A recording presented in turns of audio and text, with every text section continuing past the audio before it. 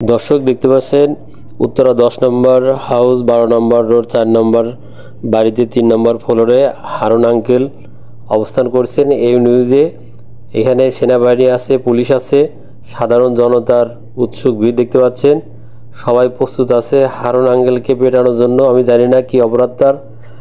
Harun uncle আজ এত powerful মানুষ, কেন তাকে পিটানোর জন্য জাতি এভাবে উঠে পড়ে লেগেছে। হারুন আঙ্কেল তো মাটির নিচে থেকে পর্যন্ত মানুষকে ধরে নিয়ে আসছে। হারুন আঙ্কেলের একটা ঘর আছে, সেটা জানেন, সারা জাতি জানে যে ভাতের হোটেল নামে একটা হোটেল আছে। আর হারুন আঙ্কেলের একটা এই ঘর আছে যেখানে আয়নাঘর বলা হয়। তো জাতি এখন বলছে তাকে আয়নাঘরে নিয়ে যায়, তারপরে নাকি কী করা হবে। আবার কেউ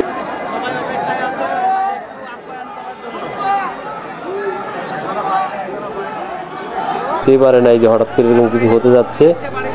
সারা জাতি, সারা দেশের মানুষ উৎসুক হয়ে আছে তাকে পিটানোর জন্য। এরকম একটা নামি দামি মানুষকে পিটানোর সাহস করে কীভাবে, বুঝতে পারছেন? এই মানুষটা কতটুকু খারাপ কাজ করেছে যার জন্য মানুষ এখন তাকে পিটানোর জন্য উঠে পড়ে লেগে গেছে। তো ক্ষমতা এমন একটা বিষয়, এই মানুষগুলোই বলছে যে ক্ষমতা স্থায়ী নেই, অথচ এরাই ক্ষমতা হাতে পাওয়ার পরে ক্ষমতাকে এমনভাবেও অপব্যবহার করেছে যে এখন মনে করেন যে আদালতও তাদেরকে এখন ঠাঁই দেবে না, কোনো আইনজীবী তাদের সাথে কাজ করবে না, কোনো আইনজীবী তাদের পক্ষে কাজ করবে না। তারা বাংলাদেশের জন্য এরকম একটা ঘৃণিত মানুষ হয়ে গেছে।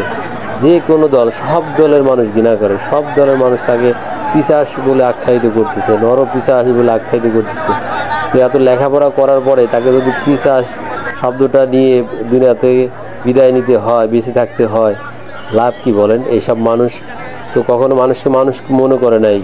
নির্বিঘ্নে মানুষের উপর অত্যাচার করেছে টাকা পয়সার বিনিময়ে। 15,000 টাকা বেতন পায়, অথচ 15 লাখ টাকা ঘুষ দিয়ে এসব ডিপার্টমেন্টে মানুষ চাকরি নেয়। কি আছে এই ডিপার্টমেন্টের ভিতরে? এসব পুলিশ ডিপার্টমেন্টের ভিতর দিয়ে, এসব ডিপার্টমেন্টের ভিতরগুলো কি আছে যে এই আপনার 15,000 টাকা বেতনে চাকরি নিতে যায়, 5 লাখ 10 লাখ টাকা ঘুষ দিতে মানুষ দ্বিধা করে না। এবার সারা জীবনেও তো 5 লাখ 10 লাখ টাকা এক জায়গা করে দেখতে পারি নাই, পাবো বলে সম্ভাবনা নাই। কিন্তু মানুষ কিভাবে এত টাকা ঘুষ দিয়ে এই চাকরিগুলো নেয়, নেওয়ার এর পিছনে কারণ কি?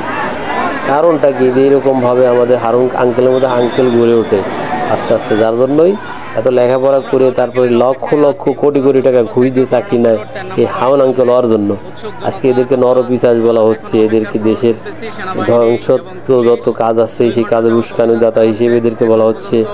এদের আমরা দেখতে চাই আমাদের নয়নের মণি হিসাবে, অথচ এরা নিজের কর্মফলকে, নিজের কর্মকে এরকম পেশাদারভাবে নিয়ে এনেছে। অর্থ, টাকা পয়সা, আভিজাত্য ছাড়া কিছুই বোঝে না। টাকার বিনিময়ে দিনে দুপুরে যেখানে সেখানে মানুষকে হয়রানি করছে। অনেক রিপোর্ট আছে। আপনারা জানেন যে এই যখন মানুষ এরকম বিপদে পড়ে, যখন কেউ পদে থাকে তার বিরুদ্ধে কিন্তু কেউ কথা বলার সাহস রাখে না। কারণ কি? সে তো জুলুমবাজ, সে আবার তাকে জুলুম করবে, তাকে বিপদে ফেলবে। এই জন্য কেউ কথা বলার সাহস রাখে না যখন পদে থাকে। আর যখন পদ থেকে চলে যায় তখনই তার বিরুদ্ধে নানা অভিযোগ আসে। তো আমরা কেমন পদে চাকরি করি বা সেই পদটাকে কী হিসাবে ব্যবহার করি? আমার পদ না থাকলেই আমার নামে অভিযোগ আসবে, আমরা পদ না থাকলে আমার নামে অভিযোগ আসবে। কি এমন পদে আমরা পদের অপব্যবহারটা আমরা করে বসি। আমরা শপথ করি একটা, আর কাজ করি আর একটা। শপথ করি মানুষের খেদমত করব, মানুষের পয়সায় আমাদের বেতন হয়, শপথ করি, অথচ কাজ করি মানুষের বিরুদ্ধে।